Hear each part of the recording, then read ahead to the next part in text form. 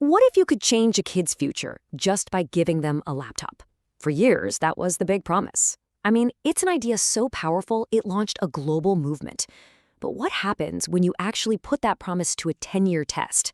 Well, the results might just surprise you. So this is the big question, the one that drove this whole global experiment.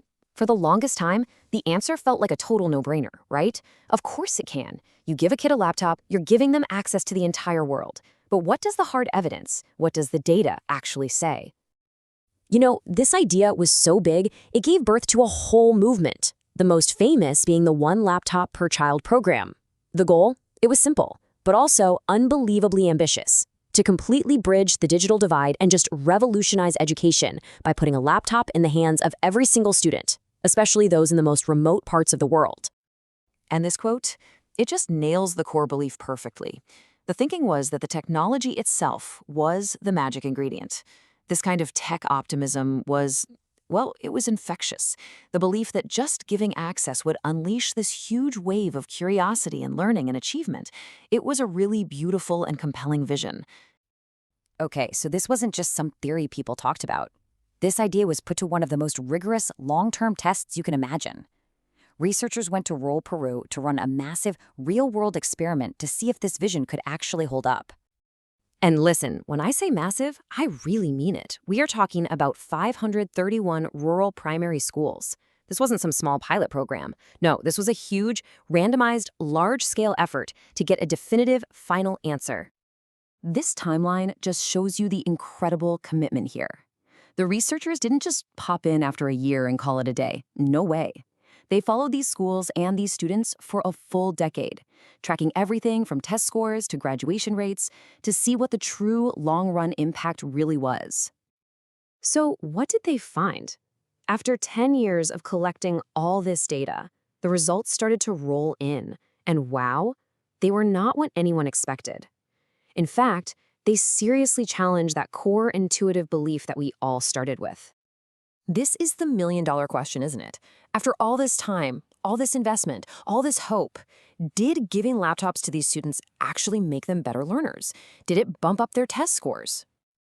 And here it is, the blunt, shocking answer: no. After a decade, the data showed absolutely no significant improvement in academic performance. The laptops just didn't move the needle on test scores in key subjects like math or reading. I mean, look at this contrast. The expectation was this whole cascade of amazing effects: higher test scores, more kids finishing secondary school, even more students getting into university. But the reality? The data showed no meaningful change in any of those key areas. And get this, it gets even more complicated. The study actually found some evidence that the program had a negative effect, that students were less likely to move up to the next grade on time.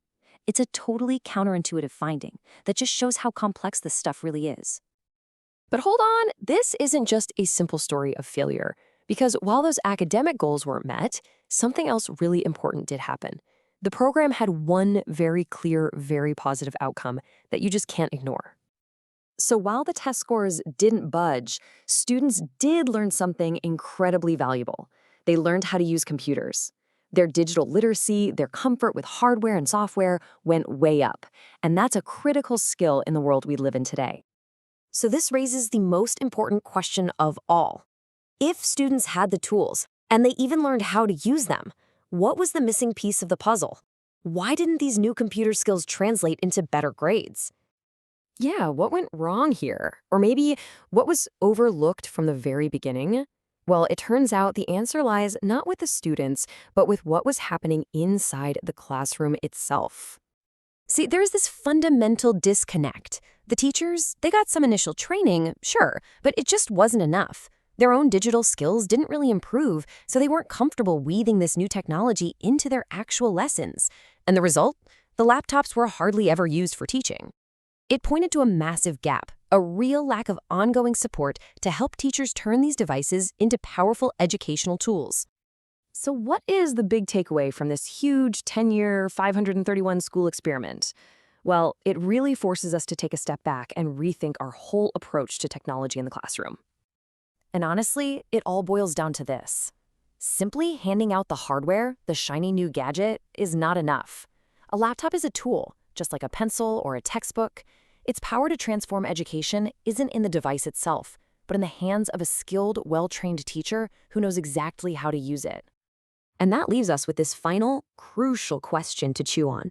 As we keep investing billions in educational technology, where should our focus really be? On getting the next, newest device into schools? Or on investing deeply in the teachers, who are the real key to unlocking every single student's potential? It's definitely something to think about.